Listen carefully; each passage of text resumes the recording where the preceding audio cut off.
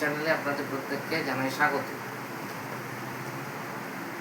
আরজিকর মামলা অর্থাৎ অভয়া খুনের মামলার ফাইল নতুন করে খোলা হবে 48 ঘন্টার মধ্যে। রাজ্য ও রাজ্য পুলিশ নতুন করে তার তদন্ত করবে। আজ হাইকোর্ট জানিয়ে দিল, সিবিআই ভুল ত্রুটি যাই করুক না কেন, সিবিআই এর খুব বড় মাথাওয়ালা অফিসারদের নিয়ে সিট গঠন করা হবে। অভয়ার ধর্ষণ ও খুনকে কেন্দ্র করে যে বিশাল ষড়যন্ত্র বা স্যাবোটেজ হয়েছিল, সেই ফাইল নতুন করে খোলা হবে। অভয়ার মা বাবা বা তার পরিবার তারা বিগত কয়েক মাস ধরে প্রশ্ন তুলেছেন যে সিবিআই প্রপারলি ইনভেস্টিগেশন করেনি। ইতিমধ্যেই অভয়ার মা পানিহাটি কেন্দ্র থেকে বিধানসভা ভোটে দাঁড়িয়ে জয়ী হয়ে বিধায়িকা হয়েছে। তিনি বারবার এই প্রশ্নটাই তুলেছেন যে সিবিআই সঠিকভাবে ইনভেস্টিগেশন করছে না। তাই অভয়ার মা ও তার পরিবার কলকাতা হাইকোর্টের শরণাপন্ন হন। তারপর থেকে দেখা গেছে বেশ কয়েকটা বেঞ্চ বদল হয়েছে। বিচারপতিরা তাদের ব্যক্তিগত কারণ দেখিয়ে সরে গিয়েছেন। শেষ পর্যন্ত বিচারপতি শম্পা সরকার ও তীর্থঙ্কর ঘোষের বেঞ্চ নির্দেশ দিয়েছেন, যে রাতে ঘটনা ঘটেছিল সেদিন রাতে অভয়ার খাবার খাওয়া থেকে পরদিন তার মৃতদেহ দাহ করা, এই ঘটনা পর্যন্ত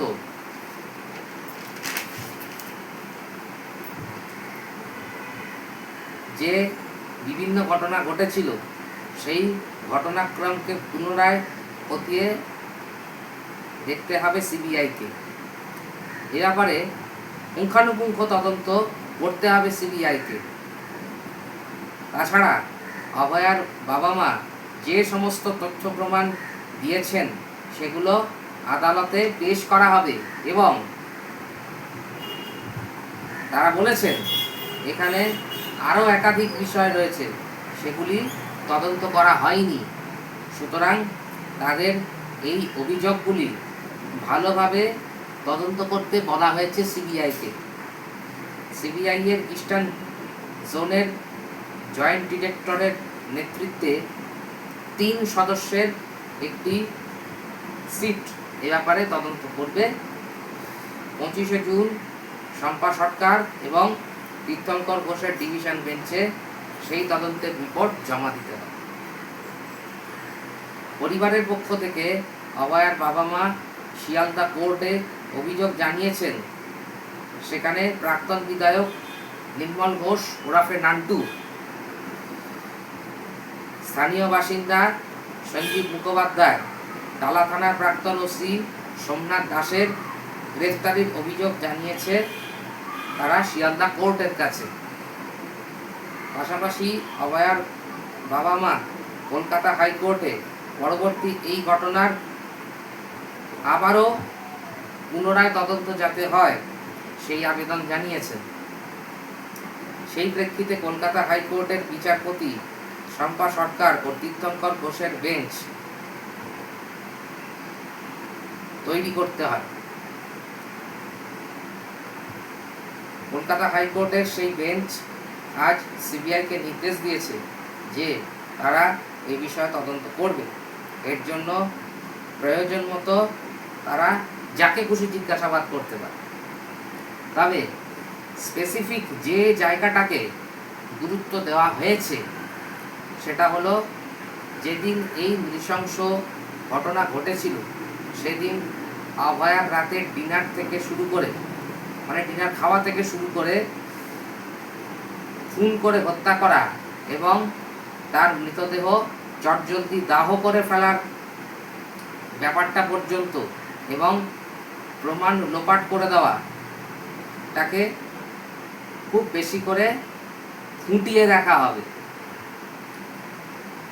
সিবিআই হাইকোর্টে মূল অভিযুক্ত সঞ্জয় রায়ের ক্যাপিটাল পানিশমেন্টের দাবিতে একটি আবেদন জানিয়েছে। ওদিকে সঞ্জয় রায় এই মামলায় যাতে তাকে বেকসুর খালাস করা হয় সে ব্যাপারেও আবেদন জানিয়েছে। চার্জশিট দেওয়ার পর এখনো পর্যন্ত এই মামলায় 70 থেকে 80 জন ব্যক্তিকে জিজ্ঞাসাবাদ করা হয়েছে। তাতে মনে হচ্ছে এই ঘটনায় একজন মূল অভিযুক্ত আছে। সমস্ত দিক থেকে সিবিআই আলোকপাত করেছে যথেষ্ট গুরুত্ব সহকারে। সব মামলারই একসঙ্গে শুনানি করা হচ্ছে। তবে অভয়ার মা বাবার বিভিন্ন অভিযোগ সংক্রান্ত মামলার শুনানি আগে হবে বলে জানিয়েছে হাইকোর্ট। এ প্রসঙ্গে অভয়ার মা রত্না দেবনাথ, যিনি এখন পানিহাটির বিজেপি বিধায়ক, তিনি কি বলেছেন আপনারা শুনুন। কালো দিন আমি দেখলাম 2024 9ই আগস্ট। মাত্র একটা ফোন কল আমাদের গোটা জীবন তছনছ করে দিল। নরখাদক যেমন হয়, হসপিটালের ডাক্তাররা সেদিন সেই ভূমিকা পালন করেছিল।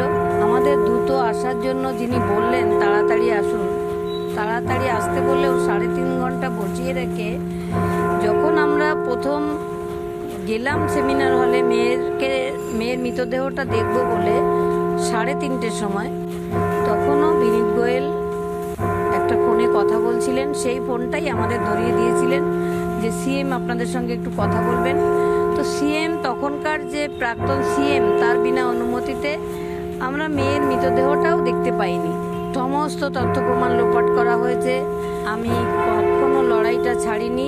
আমার যে হার না মানা লড়াই, এটা তার প্রথম একটা ধাপ আমি পার করেছি। মোদিজি আমাদের এখানে এসেছিলেন এবং আমার মাথায় হাত রেখে বলেছিলেন 4 তারিখের পরে আরজি করের ফাইল খুলবে। আমি মোদিজিকে প্রণাম এবং আমাদের মাননীয় মুখ্যমন্ত্রী যিনি এখনকার, শুভেন্দু দা, তাকেও প্রণাম জানাই। তখনকার যিনি মুখ্যমন্ত্রী ছিলেন তিনি সমস্তটা ধামাচাপা দিতে চাইলেন, অপরাধীদের আড়াল করতে চাইলেন। আর আমাদের এখন যিনি মুখ্যমন্ত্রী তিনি সেটা এসে মাত্র 7 দিনের মধ্যেই কেসটা ফাইলটা খুললেন। আজকেও তো এই বিষয়গুলো উঠেছে, মানে একেবারে সেই রাতে খাবার থেকে শুরু করে শ্মশান পর্যন্ত যাওয়া, এখানেও তো অনেকগুলো প্রশ্ন ছিল, আপনারা দেখিয়ে দিয়েছিলেন। আজকে সেই বিষয়টাও তো উঠেছিল। হ্যাঁ, ওই বিষয়ে তদন্ত করতে বলা হয়েছে। সেইখান থেকে আমাদের আর খুশি কিছুই নেই। শুধু মেয়ের বিচারটা পেলে অনেকটা দিক থেকে আমরা এগিয়ে থাকবো, বাংলা দুর্নীতিমুক্ত হবে। কালো দিন আমি দেখলাম 2024 9ই আগস্ট। মাত্র একটা ফোন কল আমাদের গোটা জীবন তছনছ করে দিল। নরখাদক যেমন হয়, হসপিটালের ডাক্তাররা সেদিন সেই ভূমিকা পালন করেছিল। আমাদের দ্রুত আসার জন্য যিনি বললেন তাড়াতাড়ি আসুন, তাড়াতাড়ি আসতে বললেও 3.5 ঘন্টা বসিয়ে রেখে যখন আমরা প্রথম গেলাম সেমিনার হলে মেয়ের মৃতদেহটা দেখব বলে 3:30 সময়, তখনও বিনীত গোয়েল একটা ফোনে কথা বলছিলেন। সেই ফোনটাই আমাদের ধরিয়ে দিয়েছিলেন যে সিএম আপনাদের সঙ্গে একটু কথা বলবেন। তো সিএম, তখনকার যে প্রাক্তন সিএম, তার বিনা অনুমতিতে আমরা মেয়ের মৃতদেহটাও দেখতে পাইনি। সমস্ত তথ্য প্রমাণ লোপাট করা হয়েছে। আমি কখনো লড়াইটা ছাড়িনি। আমার যে হার না মানা লড়াই, এটা তার প্রথম একটা ধাপ আমি পার করেছি। মোদিজি আমাদের এখানে এসেছিলেন এবং আমার মাথায় হাত রেখে বলেছিলেন 4 তারিখের পরে আরজি করের ফাইল খুলবে। আমি মোদিজিকে প্রণাম এবং আমাদের মাননীয় মুখ্যমন্ত্রী যিনি এখনকার, শুভেন্দু দা, তাকেও প্রণাম জানাই। তখনকার যিনি মুখ্যমন্ত্রী ছিলেন তিনি সমস্তটা ধামাচাপা দিতে চাইলেন, অপরাধীদের আড়াল করতে চাইলেন। আর আমাদের এখন যিনি মুখ্যমন্ত্রী তিনি সেটা এসে মাত্র 7 দিনের মধ্যেই কেসটা ফাইলটা খুললেন। আজকেও তো এই বিষয়গুলো উঠেছে, মানে একেবারে সেই রাতে খাবার থেকে শুরু করে শ্মশান পর্যন্ত যাওয়া, এখানেও তো অনেকগুলো প্রশ্ন ছিল, আপনারা দেখিয়ে দিয়েছিলেন। আজকে সেই বিষয়টাও তো উঠেছিল। হ্যাঁ, ওই বিষয়েই তদন্ত করতে বলা হয়েছে। সেইখান থেকে আমাদের আর খুশি কিছুই নেই। শুধু মেয়ের বিচারটা পেলে অনেকটা দিক থেকে আমরা এগিয়ে থাকবো, বাংলা দুর্নীতিমুক্ত হবে। যাই হোক, আজকের প্রতিবেদন আপাতত এই পর্যন্তই। আমি ফিরে আসছি খুব তাড়াতাড়ি আবার নতুন প্রতিবেদন নিয়ে। ভালো লাগলে আমার ভিডিওটি লাইক করবেন এবং বন্ধু বান্ধবদের মধ্যে প্রচুর পরিমাণে শেয়ার করবেন এবং আমার চ্যানেলটিকে অতি অবশ্যই সাবস্ক্রাইব করবেন এবং পাশে থাকা বেল নোটিফিকেশানটিকে অল সিলেক্ট করে রাখবেন সবার প্রথম নোটিফিকেশান পাওয়ার জন্য। আপনারা সকলে ভালো থাকবেন, সুস্থ থাকবেন। নমস্কার।